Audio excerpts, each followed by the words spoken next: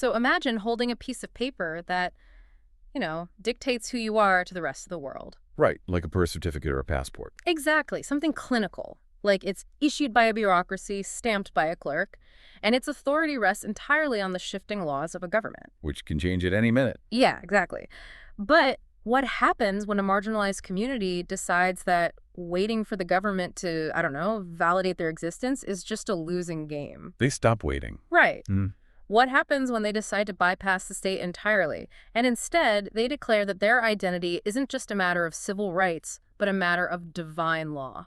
That is a massive shift. It really is. So welcome to the deep dive, everyone. Today we are exploring a profoundly fascinating document. It is the transcript from the second ever service of the Universal Rainbow Faith Church. Also known as the URF. Yes, the URF. This service was held on April 6, 2025, and led by their founding minister, Reverend Paula Josephine Sadler. And just to be clear for you listening, we're coming at this from a completely neutral perspective today. Oh, absolutely. We are not taking any political stances. Right, we are just looking at the text, because it's a text that fundamentally re-engineers the architecture of identity. I mean, when we look at the historical struggles of the LGBTQIA+ community, the primary battlegrounds have almost exclusively been courtrooms. Courtrooms, legislatures, public protests. Yeah. And the language used is the language of legal parity, like equal protection, anti-discrimination, civil liberties. But what Reverend Sadler and the URF are doing here is executing a massive paradigm shift. They really are. They're taking those exact same existential struggles and translating them into a deeply structured theological framework. Okay, let's unpack this, because reading through the service, which was streamed online to a newly forming congregation, I couldn't help but picture a shipyard. A shipyard. Okay, I like that. Yeah, I mean, you don't lay down the reinforced keel of a massive vessel because you expect the waters to be perfectly calm. No, you build it because you know a storm is coming. Exactly. You know the environment is going to be incredibly hostile to your survival. So the URF is building a ship meant to navigate some of the most violent cultural waters of our time. But instead of steel and iron, the timber of this ship is made of radical self-love. Right, and the rivets holding it together are meticulously preserved pieces of historical memory. And the core theme they are using to launch this ship, the focus of this specific service, is the power of intention. And we should clarify, not intention in the, colloquial morning routine self-help sense. No, definitely not. This is a very specific theological intention. It's a divine intention to be seen, to be heard, and to be honored for exactly who you are, without caveat or compromise. Which is huge. But to build a sanctuary capable of holding that kind of vulnerability, you have to establish an ironclad foundation first. Which is exactly what we see in the opening moments of the service. Right. Reverend Sadler lays out the explicit mission of the Universal Rainbow Faith. She says it's to serve as a sacred spiritual home where LGBTQIA+ people and allies are fully affirmed, celebrated, and protected. But they don't leave it at just warm, welcoming rhetoric, do they? No, they immediately move into administrative, tangible actions. Like they offer URF membership certificates, they issue name and pronoun affirmation certificates. And crucially, they provide religious exemption letters for health, education, or gender-related needs. Which is just wild to think about. Well, that administrative maneuver is a masterful sociological adaptation. How so? In many modern societies, the concept of religious freedom is considered a paramount legal and cultural shield. Yeah. And historically, we've seen that shield utilized by dominant institutions to justify excluding marginalized groups. So the URF is effectively reverse engineering that mechanism. Oh, wow. I see what you mean. By codifying their identity as a relational practice, they are adopting the very armor of these establishments. I have to wonder, though, and maybe you listening are wondering this too, does calling a pronoun certificate a beautiful spiritual document, as the text does, actually offer any real-world protection? It's a fair question. Because, I mean, holding a church-issued certificate doesn't necessarily stop a discriminatory employer or a hostile medical board. Is it just spiritual comfort food? Well, that is the critical tension here. In a purely legal arena, you're right. A new church's certificate might not immediately override state law in every jurisdiction. Right. But the protection it offers is primarily internal and psychological, which then informs the external battle. Think about it. When a legal document says the state recognizes your gender, that recognition is conditional. Because laws can change. Exactly. The state can elect new leaders, Yeah. pass new laws, and revoke that recognition tomorrow. But when a spiritual document says the divine universe intentionally created you this way, It places the identity completely out of reach of temporary political debates. yes, it makes the identity immutable. It changes the internal posture of the person holding the paper. Like, if you believe your existence is sacred, you stop begging for permission to exist. And that psychological armor is forged directly in their 6 core beliefs, which Reverend Sadler introduces right here in the transcript. Let's look at those, because the precise vocabulary they use is what gives them their power. They are reclaiming words that have often been weaponized against them. Absolutely. So belief number 1 is sacred identity and divine expression. It states that every person's gender identity, sexual orientation, and self-expression are inherently sacred and divine. And belief number 2 is love as the highest power, Right. which sanctifies all forms of consensual love, elevates self-love to a holy practice, and explicitly declares that LGBTQIA+ unions are sanctified. Notice the deliberate saturation of traditional theological terminology there. Oh yeah. Sacred, divine, holy practice, sanctified. By applying these ancient, powerful words to modern queer identities, they're directly challenging any religious orthodoxies that claim a monopoly on who gets to be considered holy. Then we get to the third belief, which is where this theology crashes head-on into modern politics. Yeah, belief number 3. The body as a sacred vessel. The text reads, and I quote, "Each body is a temple. Gender-affirming care and bodily autonomy are spiritual rights." This is the exact point where their theology activates that legal armor we discussed. Right, because if caring for your body through gender-affirming medicine is categorized as a mandate of your faith, No different from keeping kosher or wearing specific religious garments or observing a fast way. then denying that healthcare is no longer just a medical or political dispute. From the perspective of the URF, it is a direct infringement on their religious freedom. And they lock that logic into place with belief number 6, religious freedom and protection. The transcript is unapologetically blunt here. It says, URF is a valid religious faith. Denying our existence is religious persecution. We claim our right to spiritual freedom. It's a closed-loop system. Belief 3 makes their existence a religious act, and belief 6 dares the culture to challenge it. Framing any opposition not as a political disagreement, but as religious bigotry. It forces the broader culture into a difficult corner.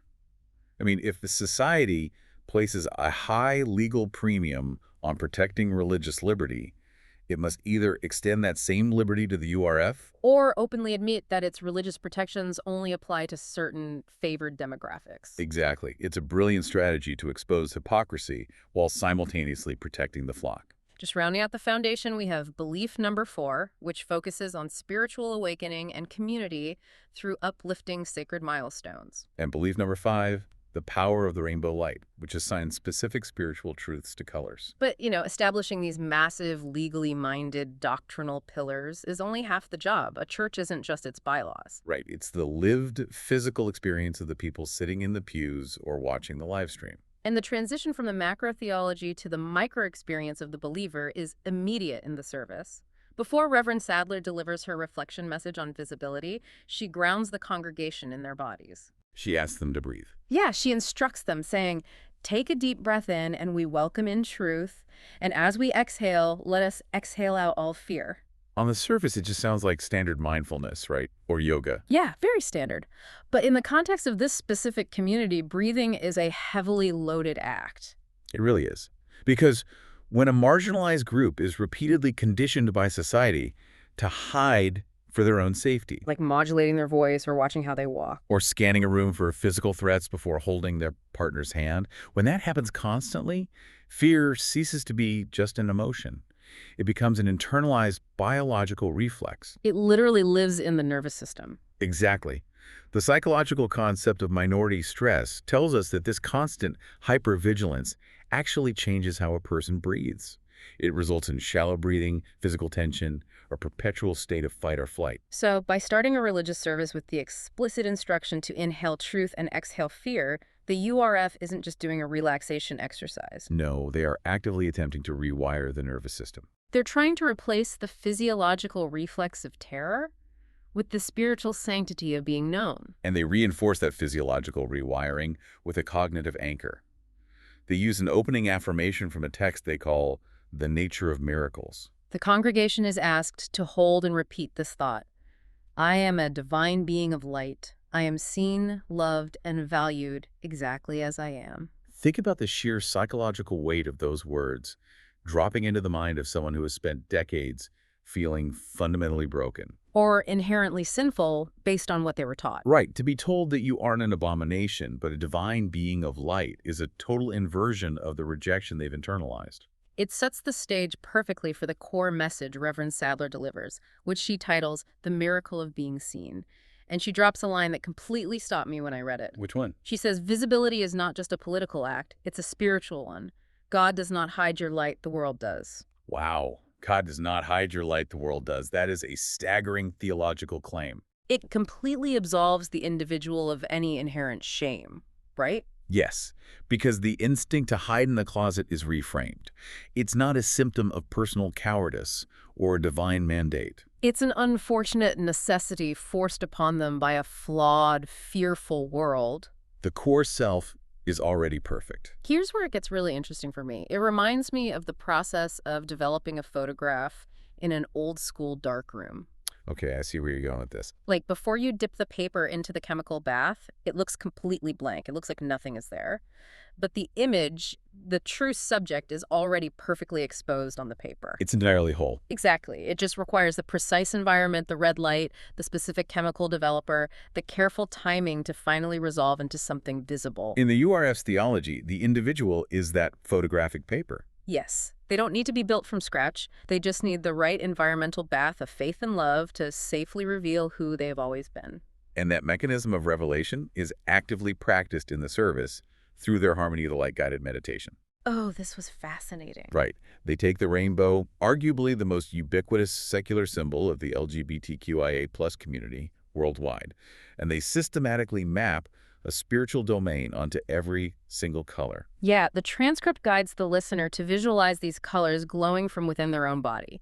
So red represents courage, orange is truth, yellow is clarity, Green is for heart healing, blue is voice and expression. violet is wisdom, and indigo is vision. By doing this, they're turning the everyday physical environment into a continuous spiritual trigger. Right, so every time a member of this faith walks down the street during Pride Month or sees a rainbow sticker on the window of a local coffee shop, They are no longer just seeing a political coalition flag. They are being visually prompted to remember their courage, their truth, their clarity, and their healing. it literally embeds the sanctuary into the street. It really does. I mean, if you listening, think about your own life for a moment. Think about a time when you felt truly deeply seen by someone. Not just observed, but fundamentally understood without having to explain yourself. Exactly. It changes how you carry your shoulders. It changes the cadence of your speech, your peace of mind. The URF is trying to institutionalize that exact feeling. But stepping out into the light, even with that spiritual backing, is still incredibly dangerous in many parts of the world. Which brings a necessary pragmatic evolution to their theology.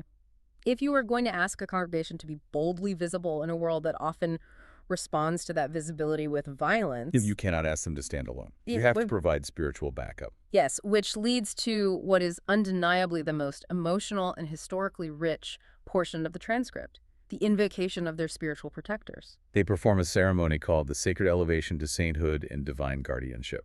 Right. Reverend Sadler tells the community their stories are our scripture, their presence is our protection. And then they call upon 12 specific historical and modern figures to act as a patron pantheon. And the congregation responds to each name by saying, "Walk with us, speak through us, shine within us."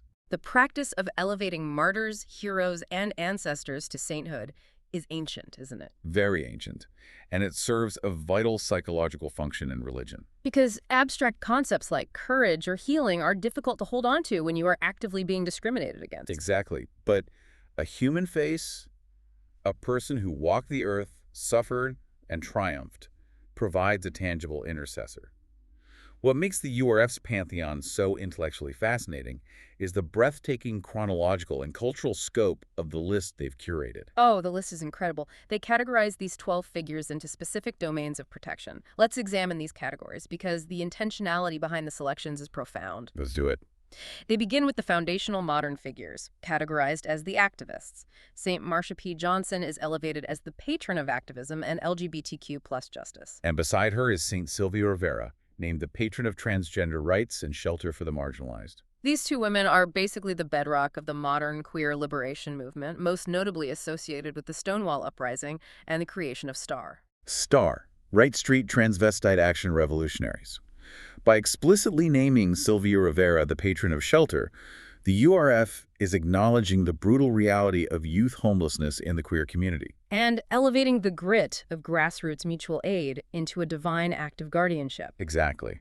Then they move next to a category that deals directly with that vulnerability, youth and awareness. Here, they elevate St. Gwenerao as the patron of trans youth and the right to be seen, and St. Leila Alcorn as the patron of trans awareness and ending conversion therapy. Both were young trans women whose lives ended in deeply publicized, horrific tragedies that sparked national outrage and legislative conversations. The theological alchemy happening here is really vital to understand, because when a community suffers the violent loss of a young person, the cultural memory often freezes that person as a perpetual victim. Yes, but by declaring them patron saints, the URS is transmuting that historical trauma into active, eternal power. Leila Alcorn is no longer just a tragic story.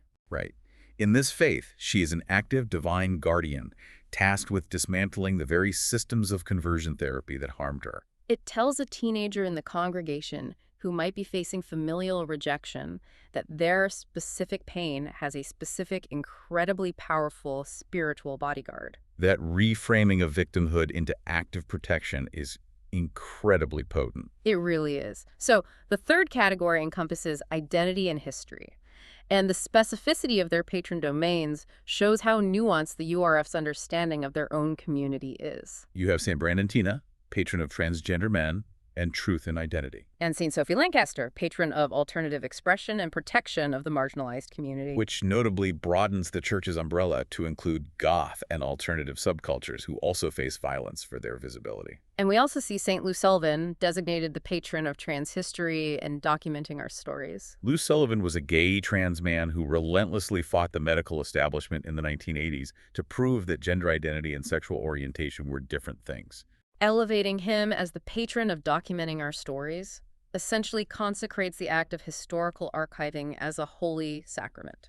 But the figure in this category that truly recontextualized things for me was St. Lissy Hicks Anderson, named the patron of trans marriage and authentic living. Oh, her story is amazing. She was a Black trans woman living in California who, in the 1940s, was prosecuted for perjury simply for signing her name on a marriage license to marry a man. She fought it in court, insisting she had always been a woman. She was fighting for trans marriage equality during the Second World War. Which perfectly sets up the next and perhaps most aggressive theological maneuver the URF makes. They include a category of the ancients and indigenous figures. This is where they completely dismantle the most common rhetorical attack used against the queer community. Right, the idea that non-binary or trans identities are a modern trend or a recent social contagion. They elevate Wiwa, naming them patron of two-spirit people and indigenous wisdom. Wiwa was a revered Lomana of the Zuni Native American tribe in the late 19th century. A recognized third gender role, and they even served as an emissary to Washington, D.C. They push the timeline back even further, though. They elevate Hatshepsut as the patron of transgender royalty and gender defiance. Hatshepsut was one of the most successful pharaohs of ancient Egypt. She adopted the full regalia and titles of a male king, completely defying the gender constraints of her era to legitimize her rule. And they include Elagabalus, the Roman emperor from the 3rd century, who historically expressed a desire to be recognized as female, elevated here as the patron of non-binary people and gender fluidity. By anchoring their faith to figures who lived hundreds or thousands of years ago, the URF is essentially staking a massive flag in antiquity. They're telling their congregation, "We are not a fad, we are not a new invention. We have been spiritual leaders. We have been royalty. We are woven into the very foundational bedrock of human civilization." It provides an incredibly deep root system for a community that is often told it has no history. But moving from the macro history of ancient empires, the service then dramatically shifts its focus. It zooms in on a single contemporary life. The 12th figure in the pantheon, representing the voice. Yes. St. Zulhaz Mannan, patron of LGBTQ plus journalism and free speech. The transcript dedicates a significant portion of the service to a deep dive into his life. Illustrating exactly how a single human being exemplifies their core belief that love is the highest power. They detail his biography, born in Bangladesh in 1976. He dedicated his professional life to human rights work at the U.S. Embassy and USA. But his elevation to sainthood centers around his actions in 2014. The founding of Rupan. Yes, Rupan was Bangladesh's first and only LGBTQ plus magazine. The transcript paints a stark picture of the environment in Dhaka at that time. Simply existing openly as a queer person was to invite immense danger. Yet, Zulhaz didn't just publish a magazine from the shadows. He organized community events. He led the Rainbow Rally. He published poetry. He was operating in an environment of extreme hostility, where the threat of violence was ubiquitous. But his response to that hostility wasn't to create a combative, militarized insurgency. His output was intensely focused on creation, connection, and art. Reverend Sadler reads a direct quote from Zulhaz during the service that I think captures his entire philosophy. He said, "The main reason for this publication is to promote love, promoting love, and promoting the right to love." That is the crux of his sainthood. The insistence on the fundamental right to love, even when the surrounding culture demands your silence. But the historical reality is brutal, and the transcript doesn't shy away from it. On April 25, 2016, Zulhaz and his colleague Mahbub Rabbi Tonoy were violently murdered in Zulhaz's apartment by extremists. It is a horrific tragedy. And when I read that part of the transcript, I questioned how a church focused on light and healing processes such a dark, violent end.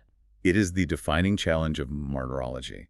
When someone is assassinated for their identity or beliefs, the perpetrator's ultimate goal is for the violence to become the only thing people remember. The trauma is meant to eclipse the life's work and serve as a permanent warning to others. Exactly. But by officially elevating Zulhaz to a divine guardian, the URF actively denies the extremists that victory. They refuse to let the murderer be the author of Zulhaz's legacy. They ensure the focus remains on his creation.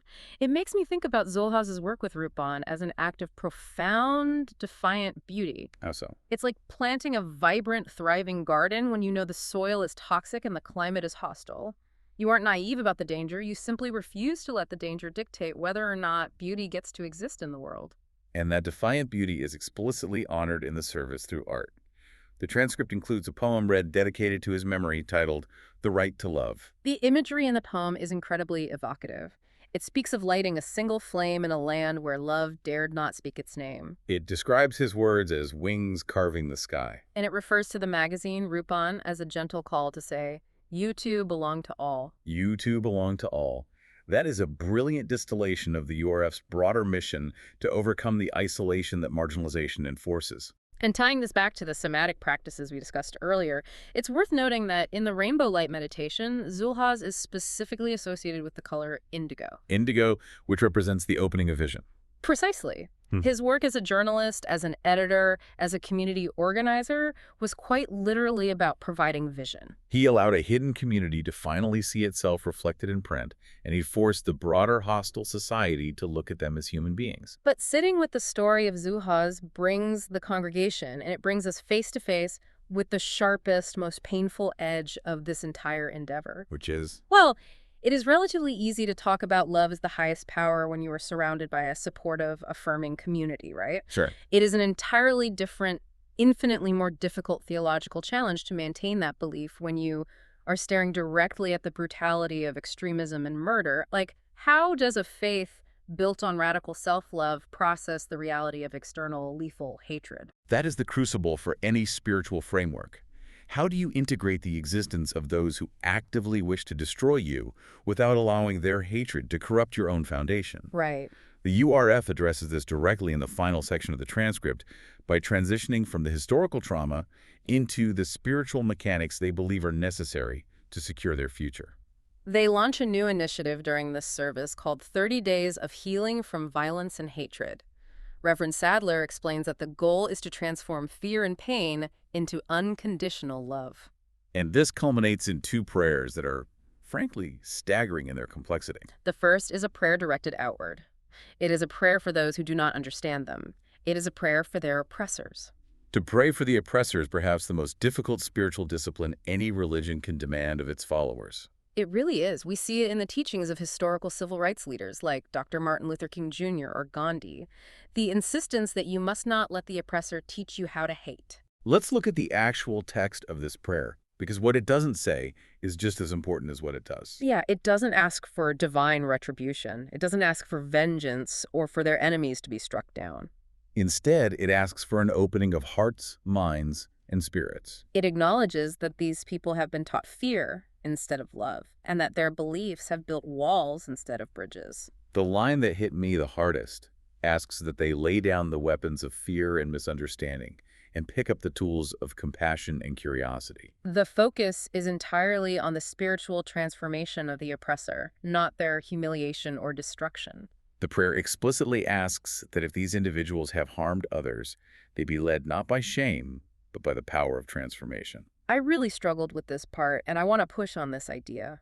Is asking a marginalized congregation to pray for the spiritual awakening of the very people who want to erase their existence, is that asking too much? It's a huge ask. Is it a beautiful but ultimately naive sentiment? Like, how do you actively wish for the healing of someone who might be actively trying to harm you? It feels counterintuitive, Yeah. almost biologically unnatural. The human instinct is self-preservation through retaliation. Right, exactly. But Reverend Sadler provides the theological key later in the text when she says, "Let forgiveness be a revolution." Framing forgiveness as a revolutionary act changes its utility. It does. If your oppressor can force you to live in a perpetual state of anger, bitterness, and hypervigilance, then they are still controlling your internal landscape, even when they aren't in the room. So, by choosing radical forgiveness, you are essentially evicting the oppressor from your own mind. Exactly. It is a reclamation of psychological sovereignty. It's not about excusing the violence. The text is very clear on this. Yeah, it says the goal is not to excuse the violence, but to rise above it, to reclaim our power, our joy, and our right to exist in peace. Forgiveness here is not permission for the oppressor. It is liberation for the oppressed. That makes profound sense. Which brings us to the second prayer they offer, which turns the focus inward. The prayer of healing, strength, and forgiveness for their own community. If the first prayer was about severing the psychological control of the oppressor, this one is about tending to the wounds left behind. And the language is incredibly visceral. It returns us to the body, to the somatic reality of existing as a marginalized person. They come to the divine with broken hearts, trembling voices, and open spirits. They speak of carrying the wounds of lifetimes and the pain of those lost, silenced, beaten, erased. And then they ask for deep cellular, sacred healing. Cellular healing, that phrase just jumped off the page. It implies that the trauma isn't just an emotional memory, it is baked into their very biology. Modern research into epigenetics and intergenerational trauma heavily supports this idea, actually. Wait, really? Like biological trauma? Yes, we know now that sustained systemic terror can actually alter the way DNA expresses itself, passing the physiological markers of stress down to the next generation. Wow. So the URF is attempting to use targeted, repetitive spiritual intervention like breathwork, affirmation, communal prayer to enact healing at that same biological level. They were declaring themselves not merely survivors of history, but the sacred bridge to a healed world. And who is waiting on the other side of that bridge? The children. Yes, the final major component of this service, the culmination of everything they are building, is the URF's children's ministry. Reverend Sadler states unequivocally that the ultimate purpose of the Universal Rainbow Faith is to protect their children and youth from discrimination and to provide them with a spiritual welcome home. When you look at the entirety of the transcript through the lens of the children's ministry, the architecture becomes perfectly clear. The legally defensive certificates, the physiological breathwork, the deep historical roots of the 12 saints. The radical prayers to neutralize the hatred of oppressors, all of it is the structural scaffolding required to build a safe environment for the next generation. They share a children's affirmation near the end. It's only a few lines, but carrying the weight of all the history and theology we've just discussed, it is staggeringly powerful. It really is. The children are taught to say, I am special, I am strong, I am seen, I am sacred just as I am. Try to conceptualize the generational shift that represents. Imagine being raised from infancy with that affirmation as your baseline, unquestionable spiritual reality. Rather than having to spend your entire adulthood unlearning shame and fighting to discover your worth. That is the ultimate realization of the power of intention that the service is named after. The intention to engineer a reality where a child never has to learn the reflex of fear in the first place. It's the massive reinforced ship we talked about at the beginning of the deep dive, fully constructed, rigorously tested, and finally ready to set sail with a new generation safely on board. We have covered immense, profound territory today. We really have. I mean, we started by looking at a simple transcript from a Sunday service broadcast on the internet. But what we found within those pages was the highly sophisticated architecture of a new kind of sanctuary. We saw how the URF utilizes their 6 core beliefs to transform a battle for civil rights into an undeniable divine imperative. Using the language of religious freedom as an impenetrable shield. We examined the physiological and psychological importance of their breathwork and the darkroom miracle of finally becoming visible in an environment of faith. We walk through the strategic, diverse pantheon of their 12 divine guardians, watching how they stake a claim in ancient antiquity while turning modern tragedies into eternal protectors. We spent time honoring the defiant, beautiful, and dangerous life of Saint Zulhaz Mannan. Understanding how the elevation of a martyr ensures that their work, their insistence on the right to love, outlives the violence that took them. And finally, we unpacked the staggeringly difficult revolutionary mechanics of radical compassion, using forgiveness to evict the oppressor and secure the future for their children. It is a comprehensive, holistic system designed to take the most marginalized, attacked aspects of a person's identity and declare them to be the holiest parts of all. And here's why analyzing this text matters to you listening. Whether you identify as part of the LGBTQIA+ community, whether you are an ally, or whether you are simply a student of human resilience. Observing how people construct meaning in an often chaotic, hostile world, the core beating heart of the universal rainbow faith is a universal human truth. Your identity, whatever it is valid. You have a fundamental, undeniable right to be seen, to be heard, and to exist in the light without having to constantly apologize or negotiate for the space you take up. The desire to be known and loved for exactly who we are is the most fundamental intention of the human spirit. And that leaves us with a final provocative thought to mull over as we close out today. Let's hear it. If the universal rainbow faith is teaching its congregation that existence itself, the mere breathing reality of being exactly who you are, is a valid religious faith, well, it makes us wonder about the future. What do you mean? What if the most profound, world-altering civil rights movements of the coming decades won't be fought entirely in courtrooms or debated endlessly in capitals or shouted in the streets? What if instead the ultimate battles for human dignity will be quietly, steadily built within the walls of spiritual sanctuaries? Exactly. Where simply taking a breath, releasing fear, and daring to be visible is the ultimate act of worship. That is something to think about. Thank you all so much for joining us on this exploration. The ship is built, the intention is set, and the waters await. We will see you next time on The Deep Dive.